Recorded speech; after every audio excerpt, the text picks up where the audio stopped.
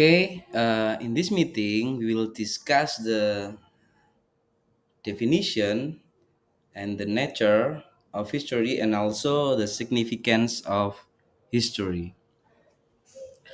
So, every semester in uh, course of introduction of history, we begin with one big question: what is history? So, students usually give many different answers. Some say history is everything that has happened in the past. Others say history is our interpretation of the past. Sometimes students even say things like, if we know the past, we can predict the future. Each answer contains a bit of truth, but none completely explain what history really means. That's why in this course, I want us to ask not only what is history, but also why do we care about it? And why is it important for us to study the past? Okay, in Indonesia,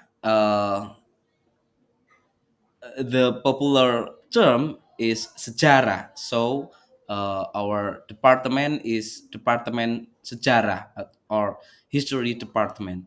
But when I talk about the word sejarah, I always find it fascinating to think about where it comes. The word actually come from the Arabic sajaratun, which mean tree, or but it can also mean lineage or origins. I like this image because a tree grows from its roots, just as our understanding of the past grows from the stories, memories, and experience of our ancestor. The term entered Malay language sometime after the 13th century and gradually changed into Sajara, which was almost the same as the Indonesian sejarah we use today. Over time, people across the archipelago use many other words to talk about the past. For example, silsilah refer to family lineage, or riwayat and hikayat. They are stories drawn from life experience. And also tarikh or babat, which refer to more to time and events. And also in a local culture, there are also words like tambo from Minangkabau and tutui tete from Rote.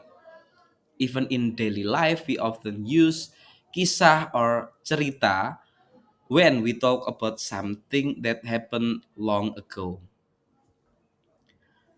But when we think about this word, the history, we have to realize that their meanings are actually quite different from what we know called sejarah. In the past, these terms were more about telling stories or tracing family origin. But today, however, when we use the word history, HISTORY, we usually mean something more analytical. I mean, a way of studying the past using evidence, logic, and interpretation. Once again, using evidence, logic, and interpretation. Hence, this modern idea of sejarah didn't develop on its own. It was strongly influenced by Western thinking, especially in the 18th and 19th century. In English, the word history itself comes from ancient Greek historia, which means learning through inquiry. We find that definition quite beautiful. It shows that studying history is not just memorizing fact, but asking questions about how and why things happen. Once again, how and why things happen. In Europe, there are other related work like chronicle, genealogy, annals, and epic. Each showing a different way people have tried to make sense of the past. For us in Indonesia, to bring up some really important question, can we connect our tradition or of Babat and Nikayat with the modern academic study of history? That's a question. Or can we build a form of historical understanding that respect both local culture and critical evidence-based research? That's the second question. And uh, I think that these are the kinds of question I believe we need to explore more if we truly want to understand what the meaning of sejarah is. Not just as a word, but as a way of seeing ourselves and our place in time. And throughout time, different cultures have always told stories about their past. These stories often mix entertainment, myth, and memories. They help people remember tradition, honor ancestors, and teach values. But they were not yet what we now call history in academic sense. It was only in the 19th century that scholars began to see the study of the past as a serious file of knowledge. From that point on, history became a method of inquiry. What I mean is a way to understand how the world or our societies develop over time. In this sense, history is not only storytelling, it is a systematic effort to think critically about evidence, causes, and meaning.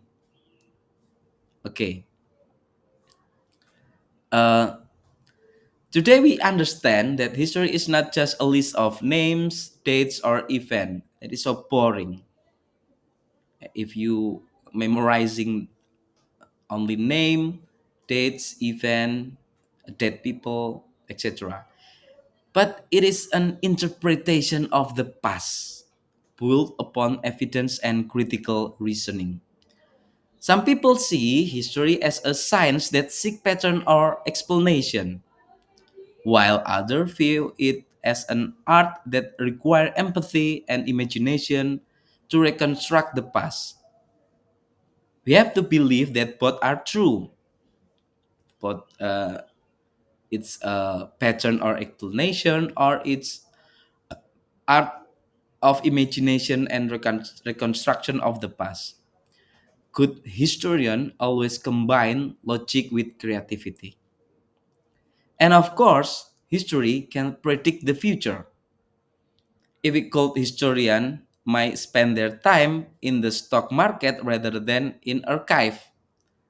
But history can help us see what truly matters, what is deeply rooted in a culture, and what is only temporary.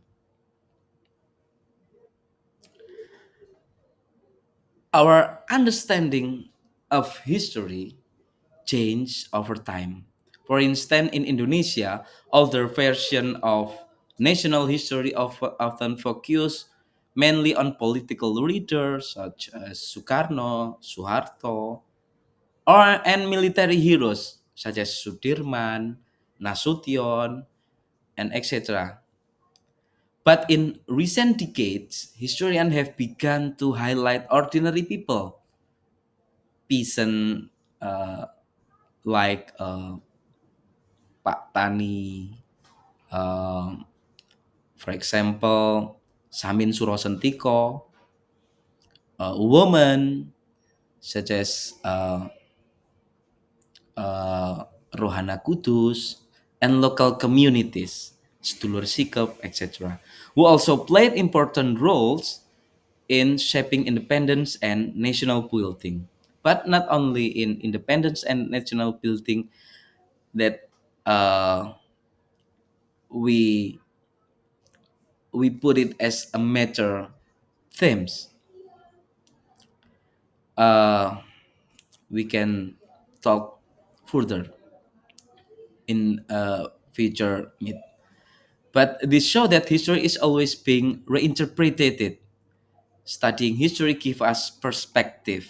It helps us understand how our Indonesian society has evolved, how our national identity was formed, and how our past continue to shape the present.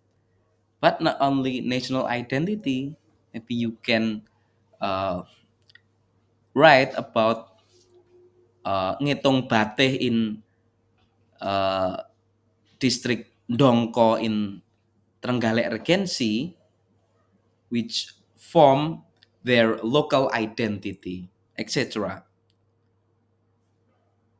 And to conclude, I want to leave you uh, with the conclusion, the the thought that history is not a collection of facts about the past whose primary value is to improve one's skill while playing trivia games, but it is an interpretation of the past based on the weight of the available evidence. It is an interpretation of the past based on the weight of the available evidence.